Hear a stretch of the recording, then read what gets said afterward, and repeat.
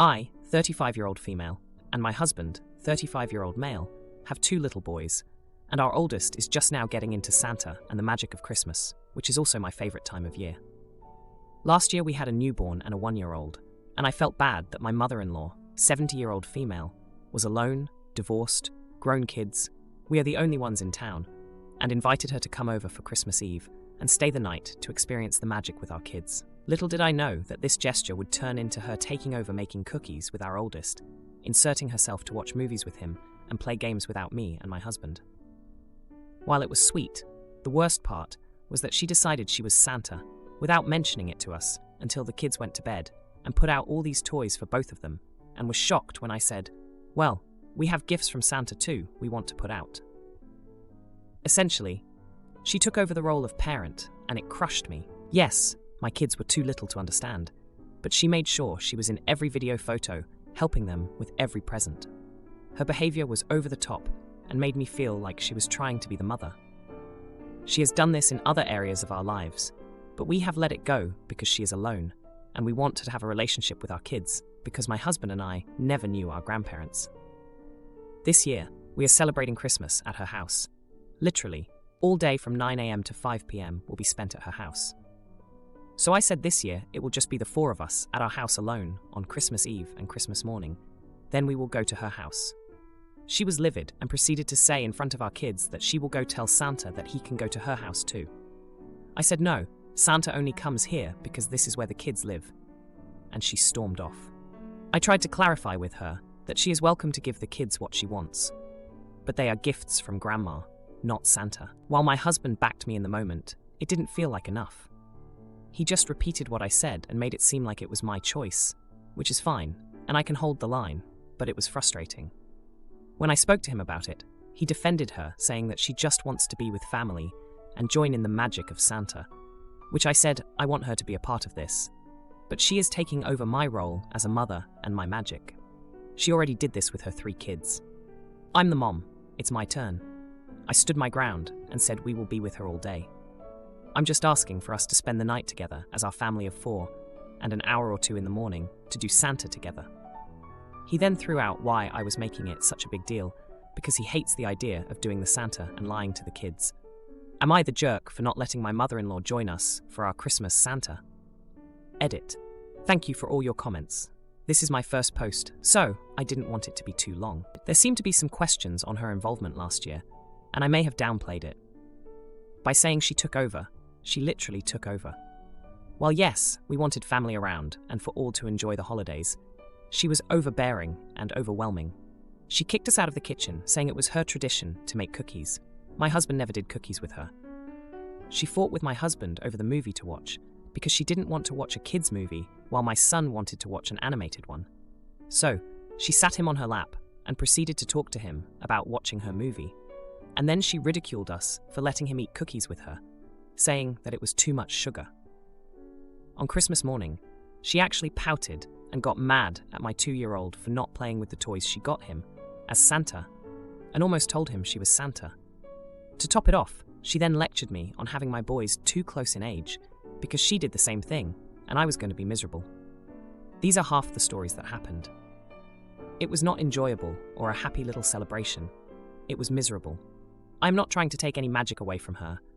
I just want our own time together and not have her be in every little thing. Honestly, I don't care if Santa goes to her house, but because her reactions are that she is Santa, not us, and trying to step in because my husband isn't so keen on it, that's where I want to draw the line. She's one that, if you give her an inch, she will take a mile. Now, for a few comments before the update. Comment 1. Not the jerk. Your kids aren't her do-overs. She is grandma, not mother. She can experience the magic without excluding you from all of the holiday activities. Did she at least clean up after herself, or was that left to you to deal with? Mine's famous for this move. Comment 2. Not the idiot. Your mother-in-law had her Christmas with her children. It's your turn now. I don't understand why some MILs are so selfish. You being there all day on Christmas is already being too giving.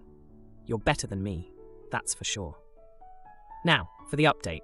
Hey everyone, it's been a week since I last posted about the Santa situation with my mother-in-law, and oh boy, do I have an update for you all. So after the initial blow-up, things seemed to calm down a bit. My husband and I had a long talk, and he finally understood where I was coming from. He agreed that we needed to set boundaries with his mom. We decided to stick to our plan of having Christmas morning at our house, just the four of us, before heading over to her place. But then, 2 days before Christmas, my mother-in-law called. She was crying, saying she felt excluded, and that all she wanted was to make Christmas special for her grandkids. My husband, bless his heart, is a sucker for tears. He suggested maybe we could compromise and let her come over early Christmas morning, after we'd done our Santa bit. I was hesitant, but I didn't want to be the bad guy, so I agreed. Christmas Eve came, and we had a lovely time with the boys. They were so excited for Santa, and it was truly magical to watch their faces light up. We put out cookies and milk and tucked them into bed with stories of reindeer and elves. The next morning, we were up at the crack of dawn, and the boys were ecstatic with their gifts from Santa. We had just settled down with hot chocolate when there was a knock at the door. It was my mother-in-law, an hour earlier than we'd agreed. She came in with this huge sack of presents, insisting they were from Santa, who had made a special stop at her house because she was feeling lonely. I was floored. My husband was caught off guard too, but he didn't say anything. The boys, of course, were thrilled with more gifts, but I could feel that familiar frustration boiling up inside me. She had once again overstepped, and this time it was in our own home. The rest of the day was a blur. We went to her house as planned, and she had gone all out. The place was like a winter wonderland, and she had even hired someone to dress up as Santa. The kids were having the time of their lives, but I couldn't shake the feeling of being sidelined in my own family. Then, in the midst of the festivities, my mother-in-law pulled me aside. She apologized for coming over early and for bringing more Santa gifts. She said she realized she had been trying to relive her days as a mother, and that it wasn't fair to me. I was taken aback by her self-awareness, and a part of me felt for her. She was just trying to find her place in our family dynamic. We had a heart-to-heart, and I told her I appreciated her efforts, but that it was important for my husband and me to create our own traditions with our boys. She nodded, and I could see the sadness in her eyes. It was a bittersweet moment, realizing that while she had overstepped, her intentions were rooted in love and a desire to be close to us. The day ended with my mother-in-law giving the boys one last gift each, this time clearly labeled from Grandma. The boys hugged her, and I could see the joy it brought her. It was a reminder that family is complicated, and while boundaries are necessary, so is compassion. As we drove home, the boys asleep in the back seat clutching their new toys, my husband took my hand. He squeezed it and said, "We'll figure this out together." And I believed him. Now, for the next story. My brother has 6 kids. 4 of them are from his first marriage to Jane. Jane passed away when their kids were 7, 6, 4, and 2. Within months of Jane's passing, my brother married Dawn. There was no affair. My brother threw himself into finding another wife and mom for the kids right after Jane's funeral, and Dawn was the second person he met who he considered. The first things went sour after 2 dates. Dawn was in a difficult place when she met my brother. She was out of a marriage after struggling to have kids and was facing the fact that she would never be a mother. My brother having 4 young children who lost their mother was an ideal thing for her, and she said as much to me back in the day. Later, they did have 2 children together. So the relationship my 4 older nieces and nephews have with Dawn is very different. The oldest 2 are not super fond of her and do not look at her as their mother. But the middle 2 children do. All they know is Dawn as their mom, and they adore her. They do not understand their older siblings prioritizing Jane's memory over Dawn. It has been argued over many times. Dawn is also legally the mom of the middle 2 now because she adopted them. The oldest 2 are now older, both in college, while the middle and younger kids are still at home. The middle 2 kids have been on their older siblings' cases a lot about treating Dawn like their mom because she's here and has been their mom longer than Jane was. The older 2 told them they don't care about Dawn. The middle 2 kids told them they'll be left out more over time if they keep it up, and to remember how they often excluded themselves from stuff and how left out they must have felt. The older 2 told them they never felt left out in a negative way.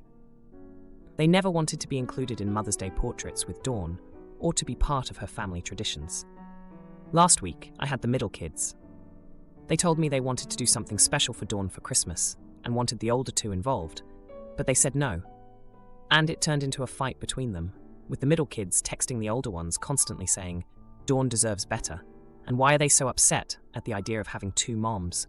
and loving both Jane and Dawn. I asked them about what their siblings normally say, and they told me their siblings claim not to care, but it's not possible. This is where the parental talk came in, and I explained that their older siblings have different experiences from them, and to believe them when they say they do not mind if they are left out. I said I understand they love Dawn and feel like defending her, but the older two probably feel the same about Jane. The kids took it badly and said Dawn deserves better, and how the older two upset her all the time when they act like she's not their mom too. When they told my brother and Dawn, both said I stepped over the line from uncle to parent, and it was not my place to have such a parental talk with the kids. Am I the idiot? Now, for a few comments before the update. Comment 1. Not the idiot. The truth of the matter is, because your brother was so desperate to not be a single parent, he tried to force his kids to accept Dawn sooner than the older two were ready. Once they finish college and no longer financially need anything from their dad, they will probably cut all 6 of them out. Comment 2. I think all we can say is that I hope you will always be there for the oldest two, as I think they're going to need you. They are probably heartbroken over the way their mom is being airbrushed from history. Now, for the update. Hey everyone, thanks for all the support on my last post. I wanted to give you an update on the family drama that's been unfolding over the past few months. So, after the whole blow-up about the Christmas plans and the parental talk I had with my middle nieces and nephews, things took a turn I didn't expect. My brother and Dawn were pretty upset with me for a while, saying I overstepped my boundaries. But then, something happened that changed everything. A few weeks after our argument, my oldest nephew, who's in college, came home for a surprise visit. He had been thinking a lot about what the middle kids said, and he decided to have a heart-to-heart with Dawn. He told her that while he'll always miss his mom, Jane, he appreciates everything Dawn has done for them. It was a moment that left everyone speechless.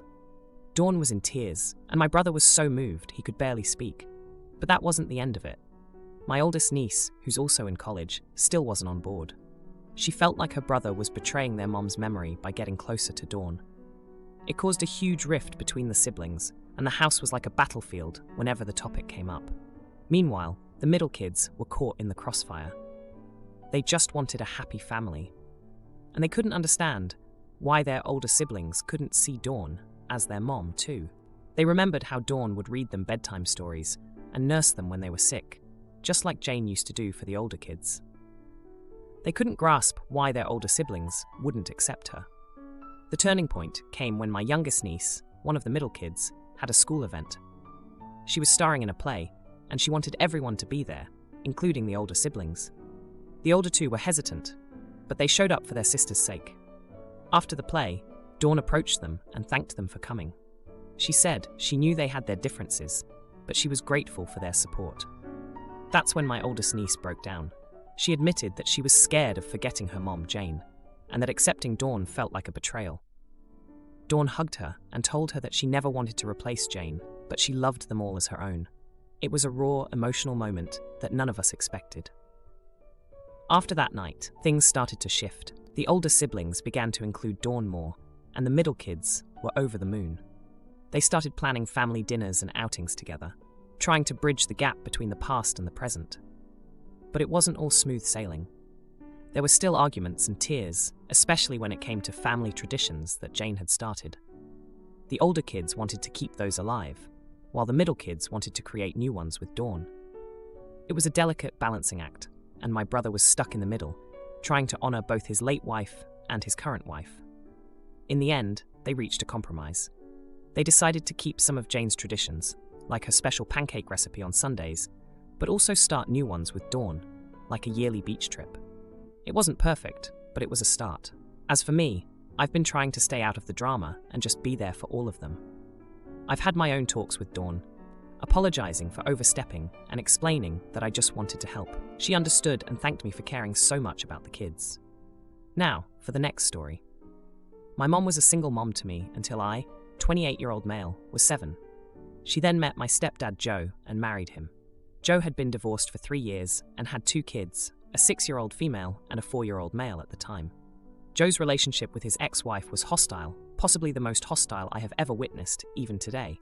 Joe's ex decided that she and Joe's kids should never treat my mom with respect, and she had them treating my mom like she was the other woman. I was upset for my mom at the time, and she told me they would grow up and realize what their mom had done, and they would come around, at least to the point of being civil. I think at some point, my mom saw her stepkids as a challenge she needed to win. She went out of her way to win them over, and there were many times it came at my expense. The worse they treated her, the more she focused on them and forgot she had an actual son who loved and needed her. Joe was fine, but he worked a lot, so I felt abandoned by my mom, and I felt like my mom wouldn't even notice if I was gone. When Joe's kids were teenagers, their mom died and they moved in with us permanently. Before this, they were at our house every other week. Them moving in was hell. They would yell insults at my mom on a daily basis, would tell her they wished she had died instead of their mom, and they called her a disgusting, repulsive intimacy worker who infected everyone she met. They spread a rumor around high school that mom had cheated on Joe and had infected him. Joe had his kids in therapy, he had talks with them, and issued consequences for their mistreatment of my mom. But at no point did it stop, and equally, at no point did my mom give up. When I moved out for college, it became clear to me that mom was going to stay more concerned with her stepkids than with me. She was disinterested when I introduced her to my wife. We met in college. She really didn't take much interest in our wedding planning. She was busy trying to get Joe's kids to see her because once they moved out, they told Joe they would only see him alone. Once or twice his kids asked my mom for money, and that kept her holding on. When my wife and I had our first child, I gave up. My mom showed zero interest and didn't make any effort to meet my daughter for weeks. And when she did meet her, there was still zero interest. Joe went to his kids for Christmas this year and left my mom home. Mom sent me a text saying this, and I ignored it. 2 days ago, she left a voicemail saying I should have invited her to my house for Christmas, so she wasn't alone and could be with her son and grandchildren. I called her right back and told her she can't discard us and then expect me to invite her to Christmas. I told her she wanted to chase people who would rather see her dead and would dance on her grave than her son, who loves her, so she can frick off and leave me alone and stop trying to make us her consolation prize. Mom claimed I was cruel and out of line with how I treated her. Am I the idiot? Now, for a few comments before the update. Comment 1. Not the idiot. You have said what you needed to say, and now it is probably time to move on with your life. It does not sound like she is ever going to be who you need her to be, and it is a big loss, I am sure. If those ungrateful brats and her so-called husband had invited her to Christmas, you would never have been a consideration to her. As hard as it is, I hope you are able to let go and focus on your wife and baby. They are your family now. She does not deserve to keep using you as second best. Comment 2. Not the idiot. She was the cruel one. She also does not seem to have much sense. I can appreciate her trying to make an effort in the beginnings, but at a certain point she needed to stop trying so hard. I do not mean give up altogether, but cut her losses until they grow up and apologize. She did not, and look where it got her. Also, her husband left her and went to visit his kids where she was not invited. Instead of some self-reflection, she takes it out on her son. Now for the update. Hey Reddit, back with an update on the situation with my mom. It's been a wild 3 days since I last posted, and things have taken some unexpected turns. After I hung up on my mom, I was fuming. I couldn't believe she had the nerve to call me cruel after years of neglect. But then, late that night, I got a call from Joe. He sounded more defeated than I'd ever heard him. He told me that he had just found out something that turned everything upside down. Turns out, Joe's kids had been lying to him for years. They had told him that my mom was the one who had been spreading rumors about them, not the other way around. Joe had discovered a bunch of old emails and messages on his daughter's laptop that laid out their entire scheme. They had been manipulating him against my mom, making it seem like she was the villain in their story. I was shocked. I mean, I knew they didn't like her, but to go to such lengths? It was a betrayal that cut deep for Joe. He apologized to me for not seeing it sooner and for the way things had been. He asked if he could come over to talk in person. When Joe arrived, he looked like a man who had lost everything. He told me he had confronted his kids and they had admitted to everything. They had been angry about the divorce and their mom's death, and they took it out on my mom. They thought if they could drive her away, they could have their dad to themselves. Joe was in tears, saying he didn't know what to do. He felt like he had failed my mom and me. I didn't know what to say. I was still processing the fact that my step-siblings had been the ones causing all this pain. The next day, my mom showed up at my door. She had heard from Joe about the betrayal, and she was a mess. She said she had spent years trying to win over kids who had been actively working against her. She felt foolish and heartbroken. We sat down and had a long talk. She admitted that she had been so focused on trying to make things right with Joe's kids that she had neglected our relationship. She said she realized now that she had been chasing the affection of kids who would never love her, while ignoring the son who always had.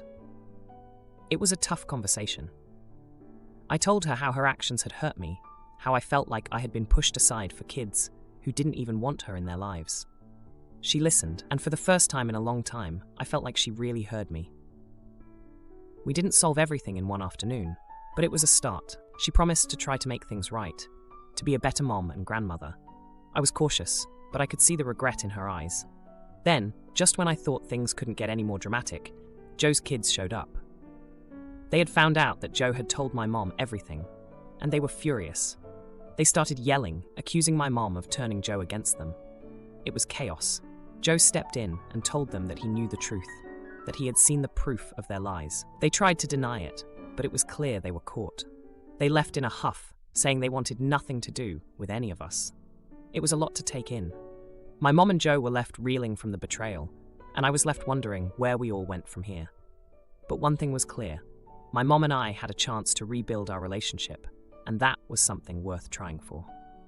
If you liked this video, you'll probably like these too. Also, while you're here, please consider subscribing. It's your support that keeps this channel alive and allows me to make better and longer videos. Have a great day.